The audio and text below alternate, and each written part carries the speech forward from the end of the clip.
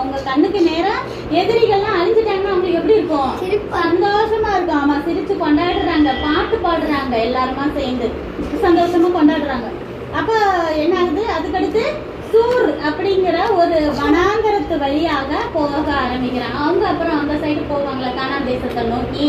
அப்போ ஃபர்ஸ்ட் போற வனாந்தரம்னா என்னதுன்னா டெசர்ட், பாலைவனம். படிச்சிருக்கீங்களா? வெறும் மண்ணு மட்டும்தான் இருக்கும், ரொம்ப மரம் செடி கொடி இருக்காது. ஆமா, தண்ணி இருக்காது, ரொம்ப வெயில் அடிக்கும். 3 நாள் டிராவல் பண்றாங்க. அந்த வனாந்தரம் பேர் என்னது? சூர். சொல்லுங்க, சூர். அந்த வனாந்தரத்துல 3 நாள் போனா வெயில என்ன இருக்கிற தண்ணி எல்லாம் குடிச்சுட்டாங்க, தண்ணி தீந்து போச்சு. அந்த வெயில நடந்தது வேற, அவங்களுக்கு என்ன ஆகுது? அப்படியே ஒரு மாதிரி டயர்ட் ஆயிட்டாங்க. அப்ப அவங்களுக்கு என்ன ஆகுது? தண்ணி இல்லைன்னு சொன்னா மோசையை திட்ட ஆரம்பிக்கிறாங்க.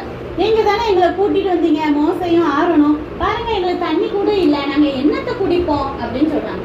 இது சரியா தப்பா? திட்டுறாங்க அவங்க மோசையை பிடிச்சு. மோசை கூப்பிட்டு வந்த ஆள் தான், ஆனா அப்படி செய்யலாமா? செய்யக்கூடாது. ஏன்னா தேவன் தான் கூப்பிட்டு வர்றாரு.